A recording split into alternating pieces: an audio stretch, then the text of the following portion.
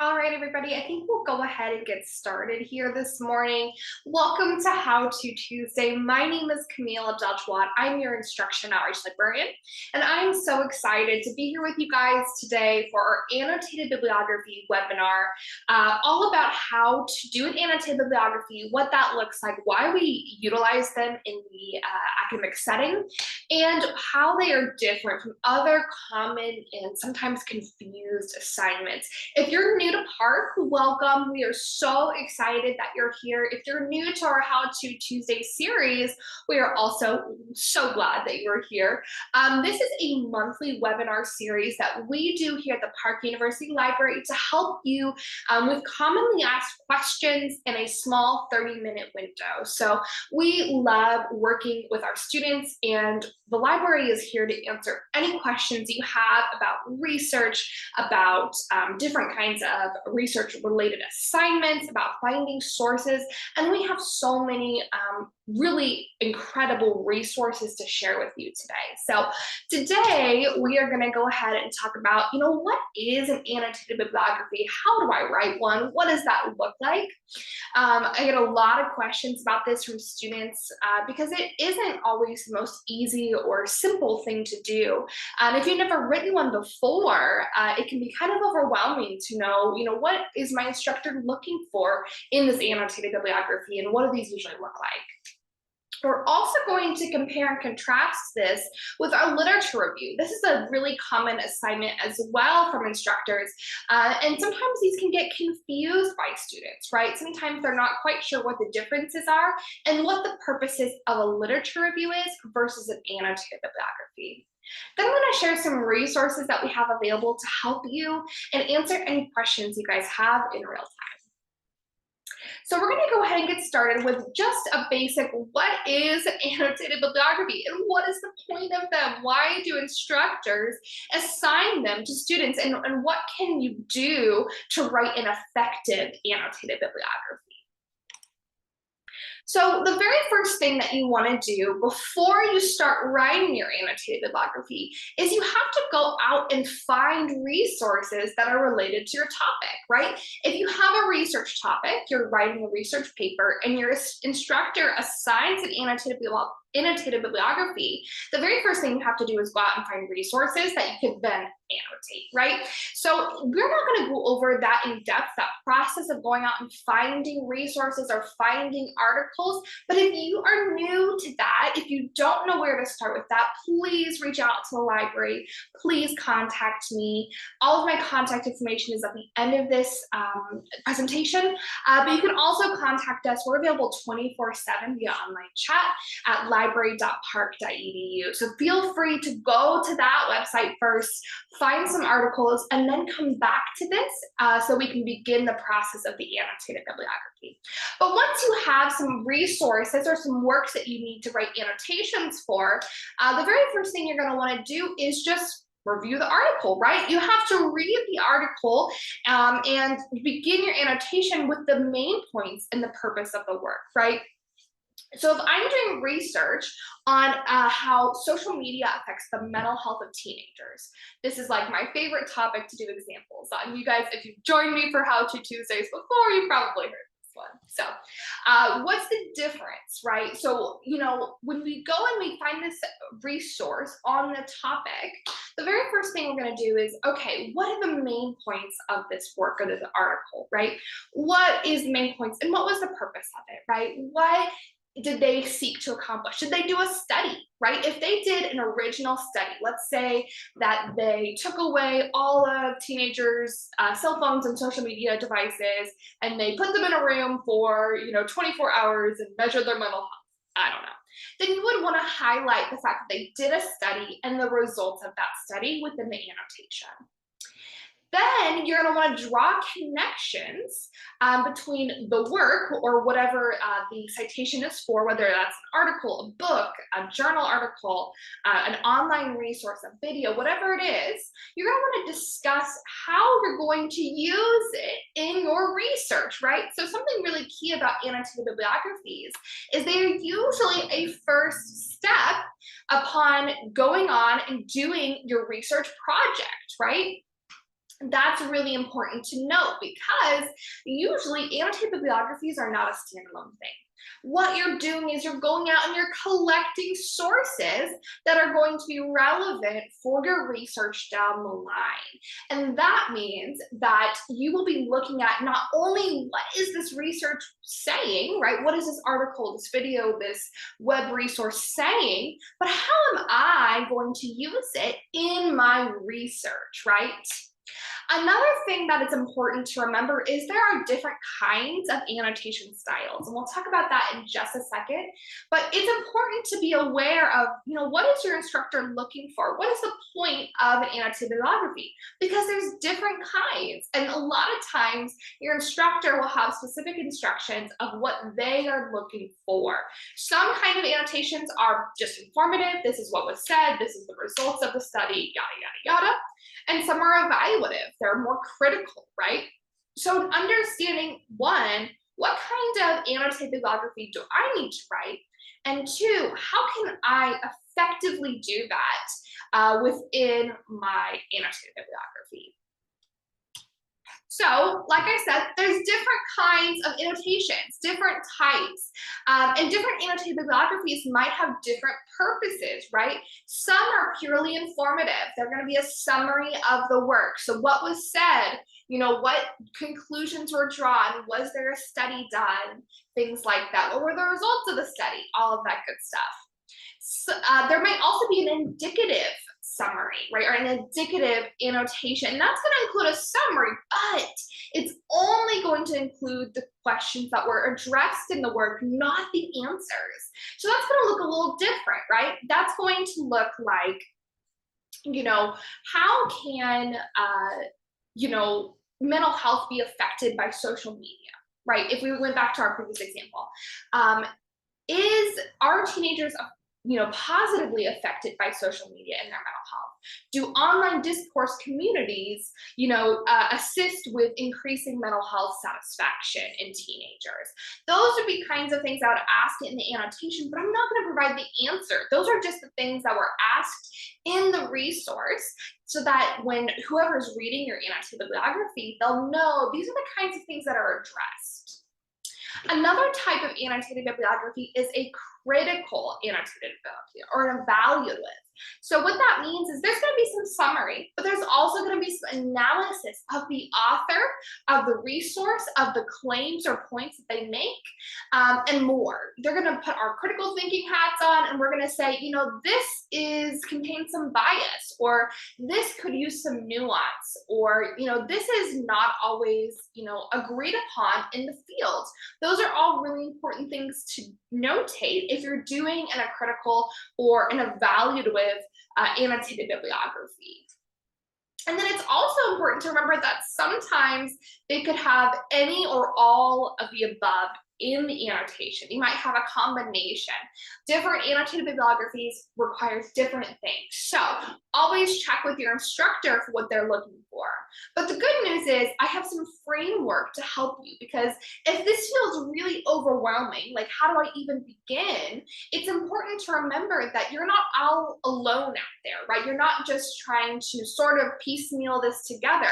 We have framework such as the radar framework that can help you as you begin writing annotated bibliographies. So this is just kind of a little screenshot. I'm going to talk through this, but do know that the full radar framework is available in the resources guide.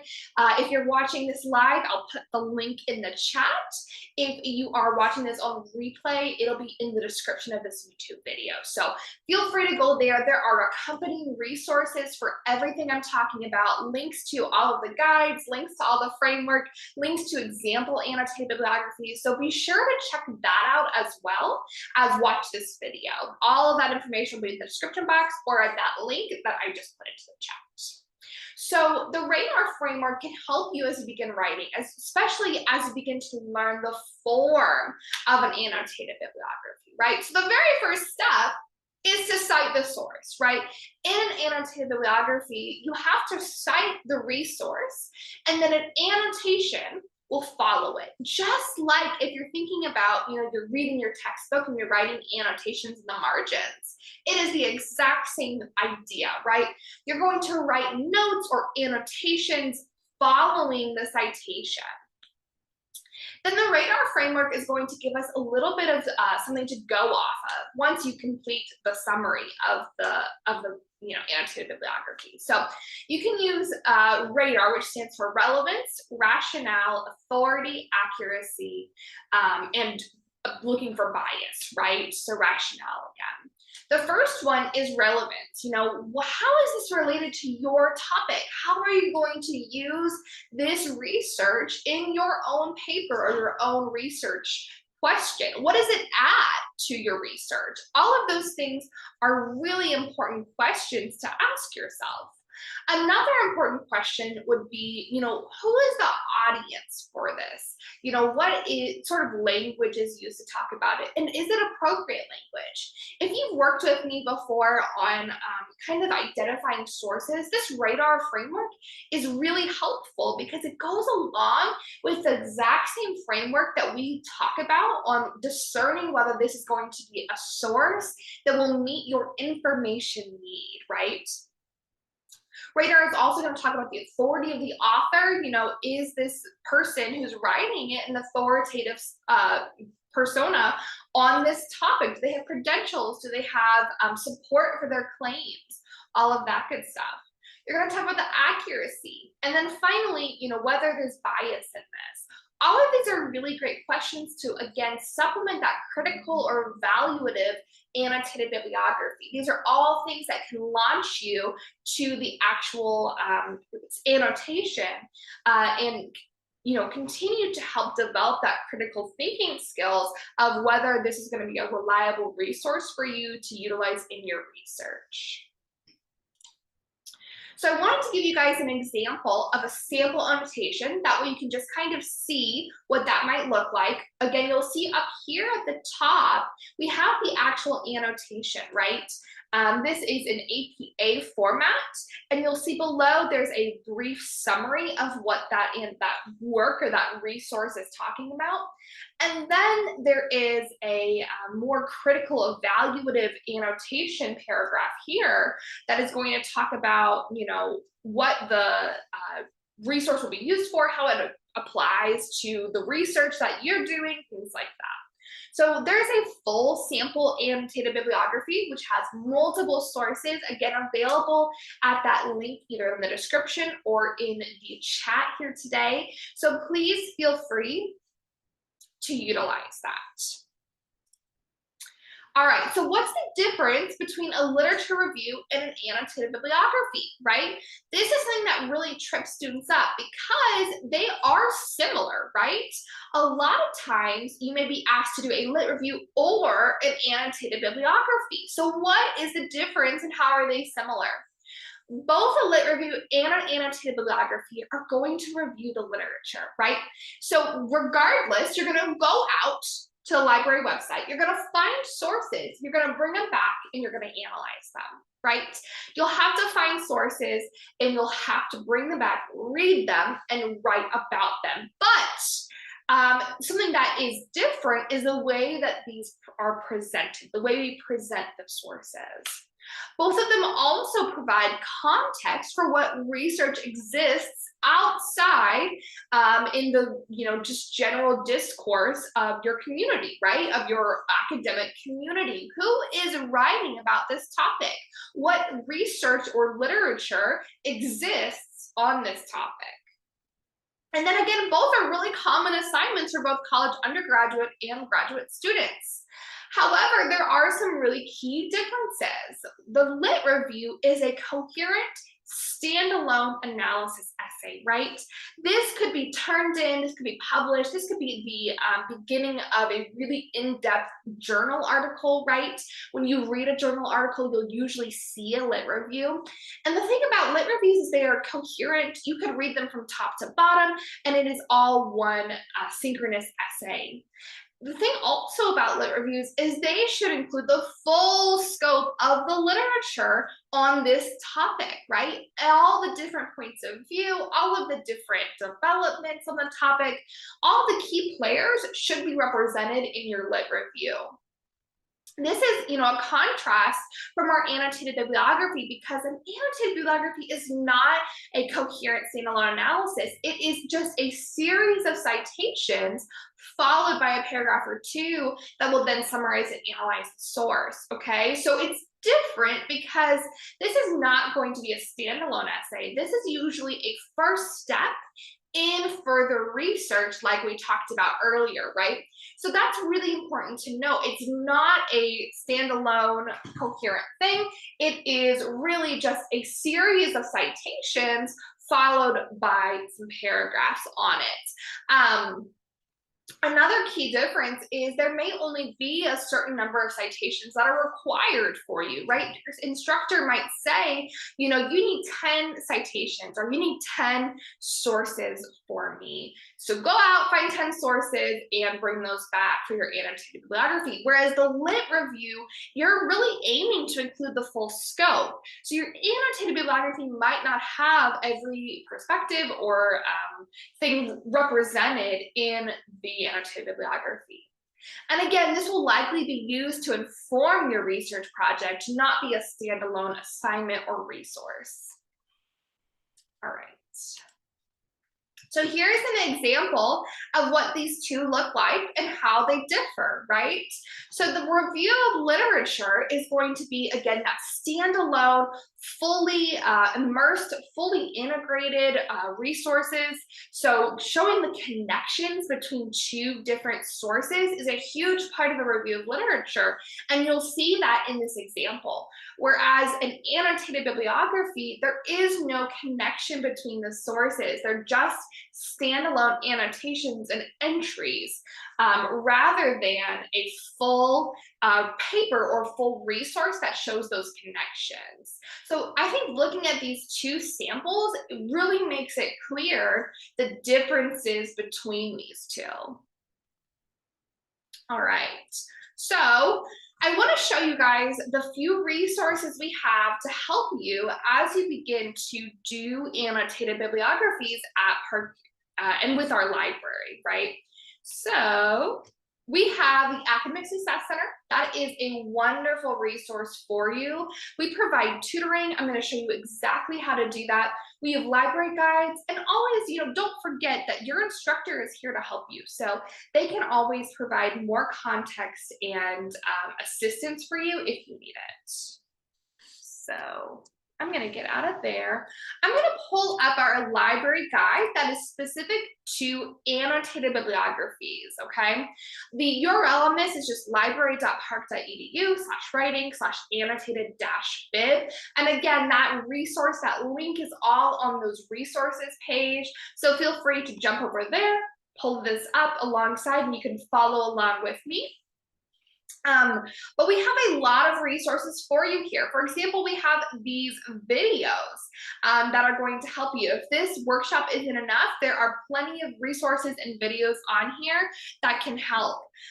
We also have different styles. So a Chicago style, an MLA style, and an APA style are all going to look different. Why? Because they have different resources and different types of annotations, right?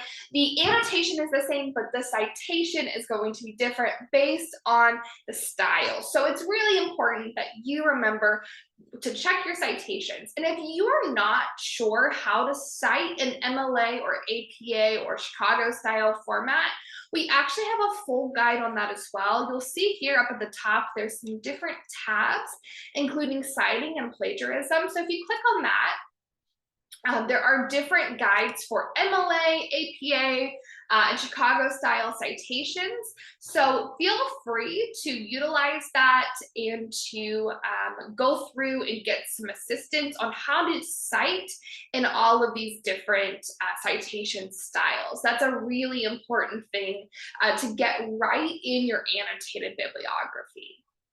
So going back to this page, again, we have full sample annotated bibliographies linked here. We have 5 different ones. So please feel free, take a look at those, really study what makes an annotated bibliography. And that way you can continue to refine your craft and practice this, because this is a skill that requires practice, just like a literature review. There are different elements in annotated bibliography that are listed here, different kinds of annotations, again, like what we've been through today. That radar framework is here as well, and also some tips on reading a scholarly article, that's all here as well. If you came here because you thought you were writing an annotated bibliography, but really you need to write a literature review, do not fear, because I have also done a How-To Tuesday on the literature review before. I did that last semester, so all of that is linked. You'll get a link to this recording tomorrow afternoon, and that will contain the link to all of our How-To Tuesday webinars, so you can go back and watch those. But we also have a full guide here as well under literature review. So if you want to learn more about lit reviews, I do have that resource here, as well as our annotated bibliography and our How-To Tuesday resource. All right, so one more thing I want to show you. If this is really difficult or uncomfortable for you, we do have writing tutors available, and we would love to support you with writing tutors. We have, even if you are not here in the Parkville area, we have writing tutors that are available to all of our students for free, and they're actually available 24/7. So this is really key, you guys. We want you to take advantage of that. This is through our Academic Success Center, and our Academic Success Center provides lots of resources. So if we click on that writing tutoring tab right there, you'll see that we have all kinds of information here about our writing tutors. You can meet face-to-face if you're here in the Parkville campus, or online via Zoom if you want to talk about your annotated bibliography, if you want some assistance with citations. All of that is available here. Or you can also actually do our new feature, which is tutor.com. We are so excited to roll this out and have students start utilizing it. But tutor.com is a really phenomenal resource with really awesome and strong tutors. These are people who have spent their life studying how to be a tutor and how to work with students just like you. So please utilize that. The only thing you have to do to get into tutor.com is click on this graphic right here. And there's 2 different things that you can do. You can either do essay drop-off, and with that, all you have to do is upload your annotated bibliography, give them some context about what your instructor was looking for. You can just copy and paste your assignment details, and they will provide some written feedback for you and line-by-line adjustments that will help you in developing your annotated bibliography. You can also actually schedule an appointment to meet via Zoom and help in real time if you want to do that instead. This is a really awesome service, you guys. This is something I would recommend all Park students doing. One, because it's free, right? It is free for you. You are a Park student and you deserve to have the most support that you can. So there is nothing preventing you. This is 24/7. Even if you're in a different time zone, this can really be assistance to you. And 2, even if you feel like you kind of have a good idea of what your annotated bibliography is, you feel confident in writing, there's always more room for improvement. So working with a tutor can help you unlock some things that you maybe didn't think or consider and bring your annotated bibliography to the next level. So I would highly recommend this for any students, regardless of experience level or comfortability with annotated bibliographies, because this is a really awesome service. And whether you do it with our Park tutors here on the Parkville campus, or if you're a distance education student and you want to work with tutor.com tutors, we would absolutely appreciate you jumping on and getting the help that you need. So please do not hesitate to do that. All right, so those are some of the resources we have to help you. I'm just going to jump back into our slideshow here and go through our last couple of slides. So what questions do you guys have for me as your librarian based on our, annotated bibliographies? What questions do you have? How can I help you today? All right, well, thank you guys so much for those questions. If you have questions and you're watching this back on replay, please do not hesitate to reach out to me. My name is Camille Delchwad. Again, I'm your instruction and outreach librarian, and I would be so happy to work with you, especially if you are feeling uncomfortable with having to go out and find sources for your annotated bibliography.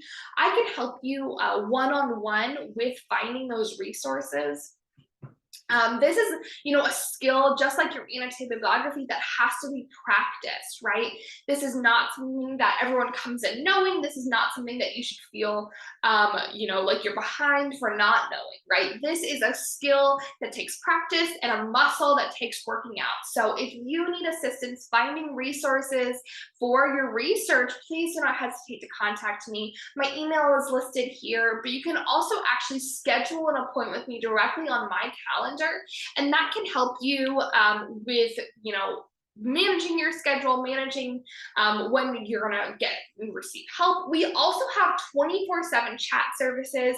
You can go to library.park.edu and they can help you 24/7, any time zone, any day. And they can assist you with finding resources. They are qualified librarians. It's not a robot. It's not any kind of automated Q&A. It is a real person that is there to help you.